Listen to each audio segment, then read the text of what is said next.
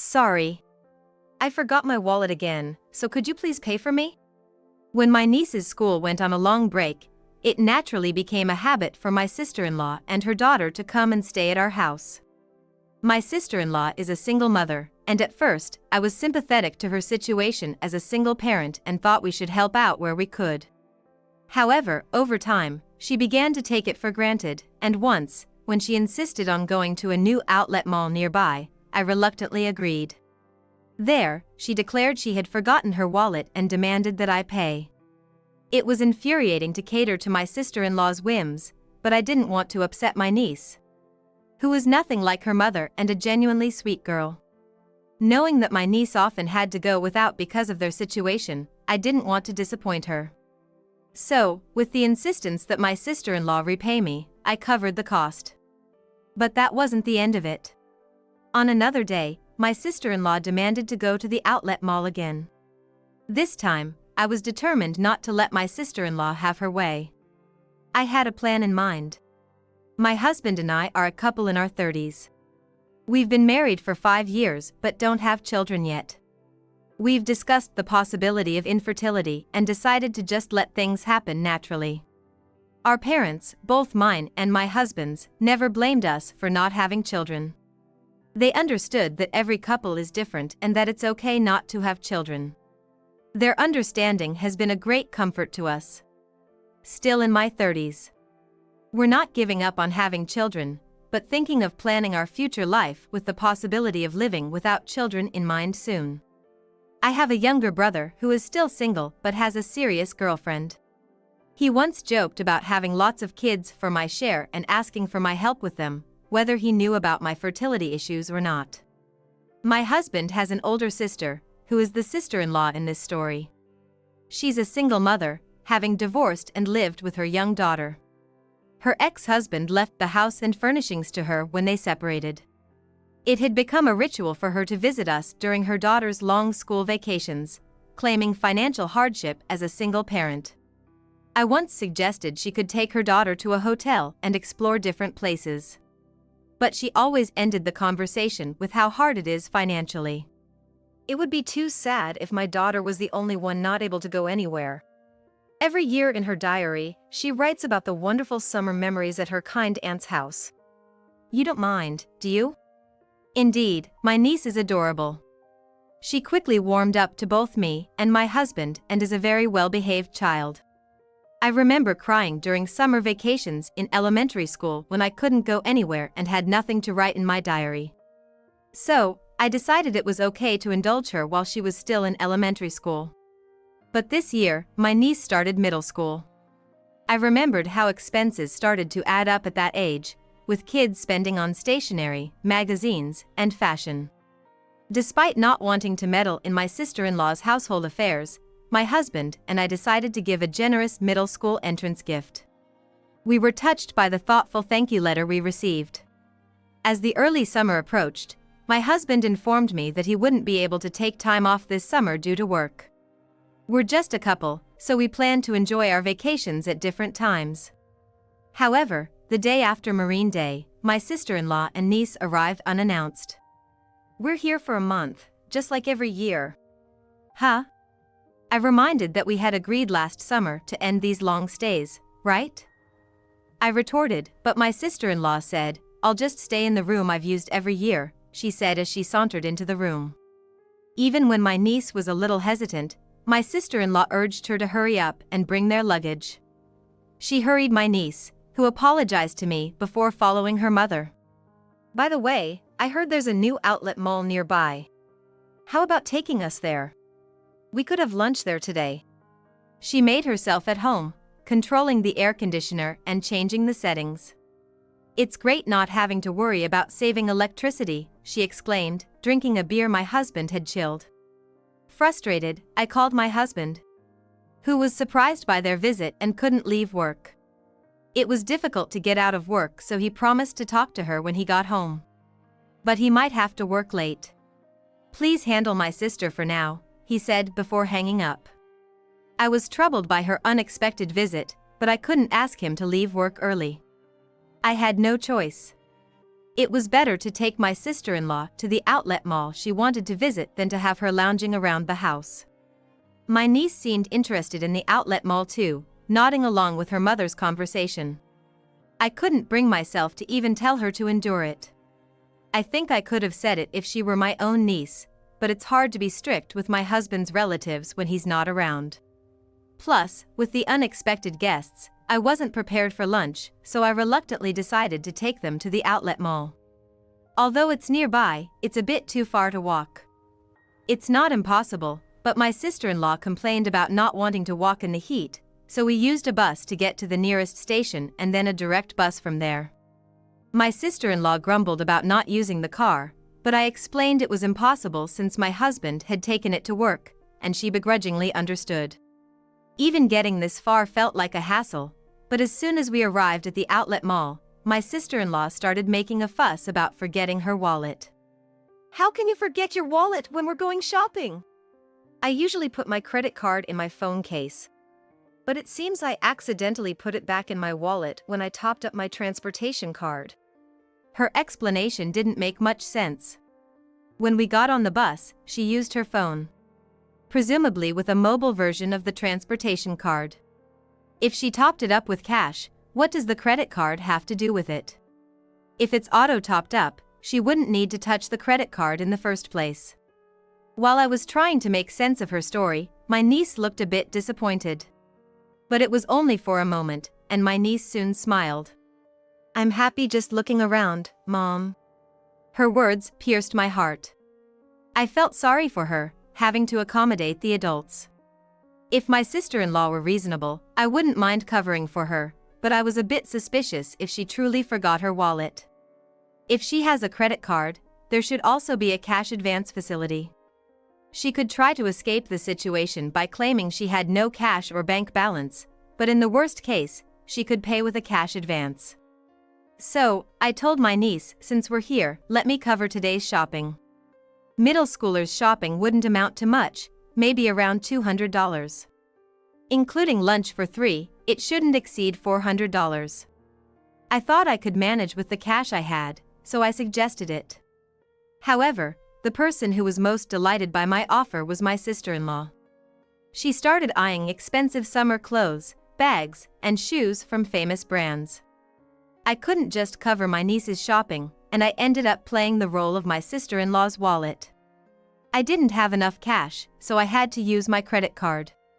It turned out to be quite a sum, so I demanded repayment from my sister-in-law as soon as we got home. "Sorry. I can't right now. I don't have any cash on me, and I forgot my bank card." "But you can use your credit card's cash advance, right?" "My credit card's expired. I must have mixed it up with a new one." "Is that even possible? Don't you usually dispose of the old card when you put the new one in your wallet?" I couldn't believe it and pressed her for proof. Indeed, the card had expired 3 months ago. She explained, "I panicked and switched wallets when my old one broke, so I must have made a mistake then." She also didn't want her in-laws to know she was struggling financially, so she asked me to keep quiet. She continued, "I've already troubled them with the divorce. They'd worry if they knew about this." I couldn't be too harsh with her, partly because she promised to repay me as soon as we got back to her house. That summer, my sister-in-law stayed with us for about a month. My niece helped with the housework and showed interest in cooking, saying she wanted to learn. She grew even more attached to me. But my sister-in-law acted like a mother-in-law. "Hey, isn't lunch ready yet? And why are we saving on the air conditioning? You have a washer-dryer, why not use that to dry clothes?" My sister-in-law never helped with housework and had no qualms about complaining twice as much as anyone else. If it were just my husband and me, we'd do laundry every other day, and housework wouldn't take long. But now, with my sister-in-law and niece here, I have to do laundry for 4 people every day. As soon as I mentioned the no air conditioning rule during morning chores, the complaints tripled. "If you want the windows closed and the air conditioning on, you could at least help hang the laundry," I said to my sister-in-law. But instead of helping, she replied, "You're young, so it's okay for you, but I can't be in the sun anymore. My skin gets affected by UV rays. You know, being a single parent means I have to skimp on sunscreen. If you want my help, you'll have to buy me some. Demanding an expensive brand that costs several $1,000s. Why am I even hanging her laundry? I was so frustrated that I took it out on her clothes, shaking them out excessively before hanging them. After a month of this, my sister-in-law finally took my niece and left. The day after they left, I contacted her about repaying the money she owed, but she refused, saying, "I can't before payday." I wondered how she made a living after lounging at my house for a month. Despite my persistent demands for repayment, she kept dodging with various excuses. Finally, I sent a certified letter to my sister-in-law as proof that I had asked for repayment. A few days later, my niece called. She had accidentally seen the letter and learned that her mother hadn't repaid the money she borrowed from me. According to my niece, her mother had been receiving financial support from her ex-in-laws since the divorce. They had never seemed to struggle financially before, and there should have been enough leeway to repay the borrowed money. The support from her ex-in-laws was usually paid around the first of every month. So my niece promised to take responsibility and repay me from that money. She also confided in me that she was worried about her mother's increasingly sloppy lifestyle. It was sad to hear my niece, who is still at an age where she can rely on her parents, talk about her mother with embarrassment. Seeing my niece in such a responsible situation made me feel even angrier at my carefree sister-in-law. With my niece approaching high school and college, expenses will only increase. And yet, her mother is living irresponsibly. What kind of parenting is that? I felt a strong desire to teach my sister-in-law a lesson, especially with all the resentment I had built up. I came up with a plan to discipline her. I'm not sure if it's depending on schools, my niece's school on a semester system. The spring semester runs from February to June. Before the semester starts, there is a short break. During this break, my sister-in-law and niece came to stay at our house again. As soon as she arrived, my sister-in-law immediately demanded to be taken to the outlet mall. It suddenly got cold, and I need to buy winter clothes, or I'll freeze to death, she exaggerated, so I agreed to take her. Upon arrival, my sister-in-law was even more excited than my niece. I told her, "I'll look after my niece today, so feel free to shop as much as you like." My sister-in-law left briskly without a word of thanks. I hoped she would pay for her shopping. But I was ready to take action if she tried to use me as her wallet again. Considering this possibility, I had contacted some allies in advance. About 2 hours later, I got a call from my sister-in-law. "Sorry. I think I forgot my wallet again. I can't find it anywhere. I'm sure it's in my big bag back home. I'll definitely pay you back when we return, so can you cover the cost for now?" That was the gist of her call. Half of me thought, typical, and the other half was exasperated. I told her that my niece wasn't feeling well and we had already gone home. "What? Why did you go home without my permission? Don't just take my daughter away. Actually, just leave her there and come back to pay." I was infuriated by her carelessness about her own daughter. All she had to do was admit she didn't have enough money and return the items. Why did I have to pay for her shopping? Nonetheless, I needed to follow through with my plan, so I told her I'd be back as soon as I dropped my niece off at home. She asked, "How soon is soon?" I told her I had just reached a bus stop near our house and it would be another hour using public transportation. I expected her to demand a taxi, but surprisingly, she accepted this. I realized she was up to no good when she easily agreed to wait for an hour. She probably didn't want to risk me not coming back if she complained too much. An hour later, I arrived at the designated store with my collaborators. My sister-in-law was there, arms full of clothes and bags, instructing the staff to add more items. It seemed she planned to shop even more while waiting for me to return. When I called out, "Sorry to keep you waiting," she was surprised to see familiar faces other than mine. Beside me stood my husband, who was supposed to be at work. Then, my father-in-law appeared, changing my sister-in-law's expression from surprise to confusion. She stammered, asking why my husband was there.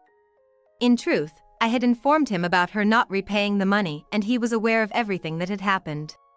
He agreed with my plan. He was actually at home on a day off, hiding in the bedroom when my sister-in-law arrived.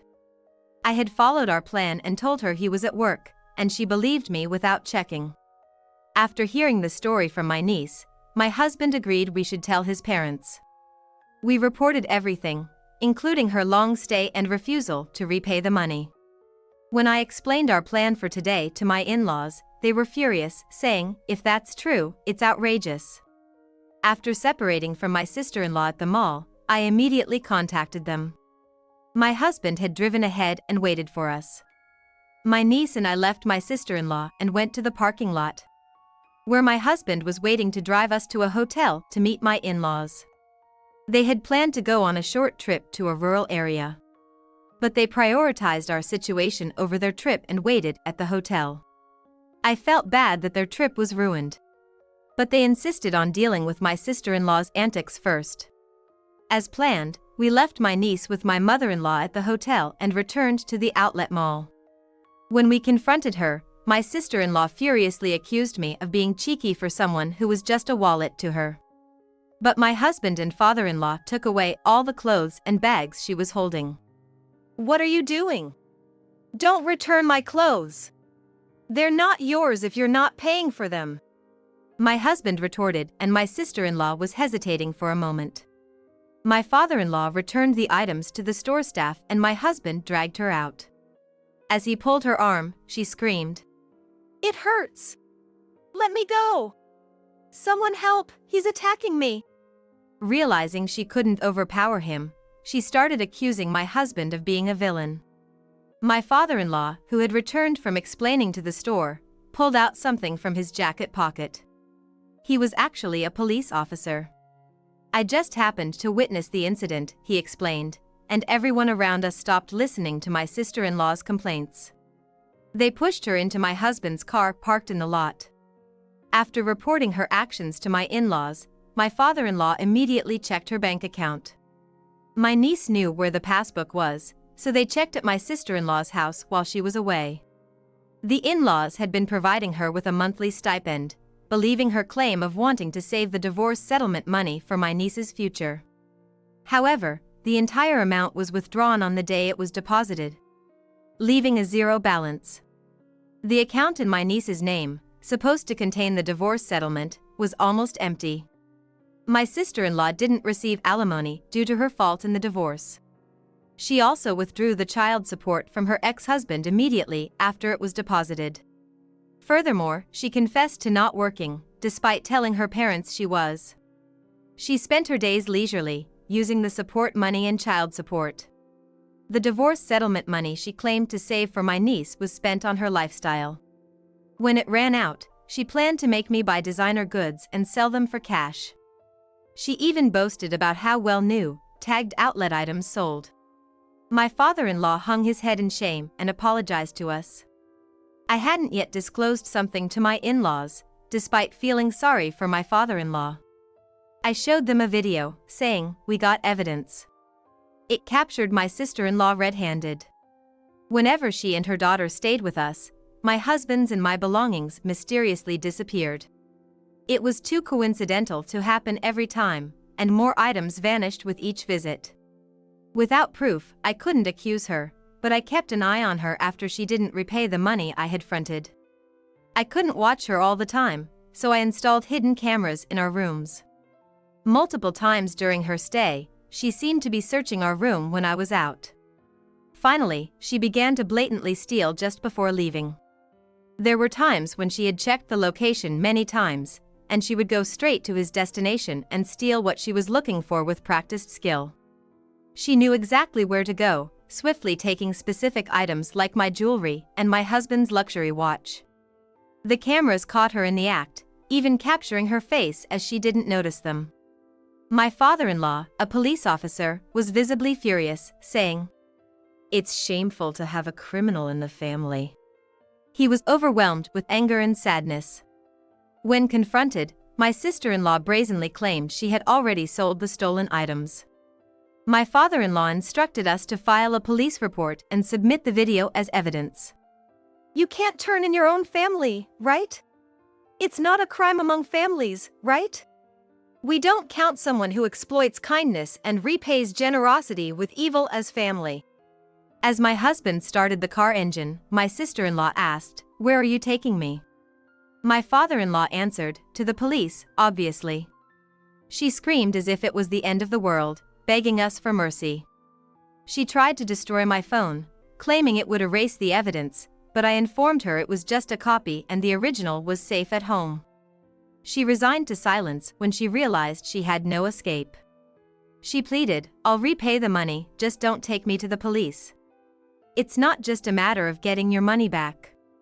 The stolen items had sentimental value. It wasn't just about the money. My jewelry I bought with my first salary. And gifts from my husband, and heirlooms from my late grandmother. The same went for my husband's luxury watch. But we worried about what would happen to my niece if her mother became a criminal. We thought my in-laws would take care of her, but it would hurt her to know her mother was a thief. So, for my niece's sake, we proposed not to file a report if she kept her promise to repay us. My father-in-law agreed to ensure she kept this promise.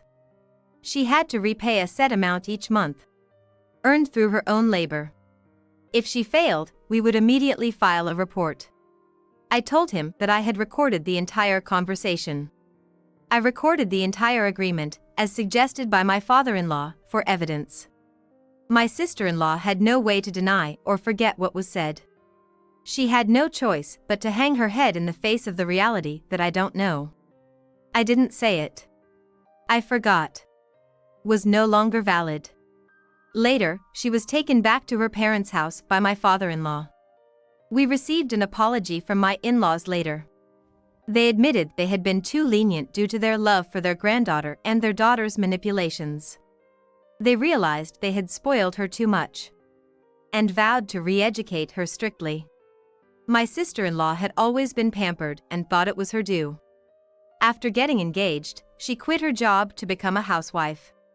Even though it was difficult to get a job again after the divorce, my sister-in-law herself confessed that she thought she was only working part-time, but in reality she wasn't working at all. After her divorce, she didn't even attempt to work, saying she didn't want to be associated with unfashionable older women. My father-in-law, knowing she was too sheltered, arranged for her to work at a company owned by his acquaintance. The owner was strict but fair. She struggled with basic manners and language. And her salary was managed by my mother-in-law, used to repay us. My sister-in-law and her daughter moved out of the house left by her ex-husband and now live under strict supervision with her parents. My niece is becoming a more responsible person, helping her grandparents. She plans to stay with them during the winter break, but looks forward to visiting us during the spring break. My husband and I are excited for her next visit. As for my sister-in-law, regardless of any change in her, she is not welcome in our house. We both agree it's best to avoid unpleasant feelings.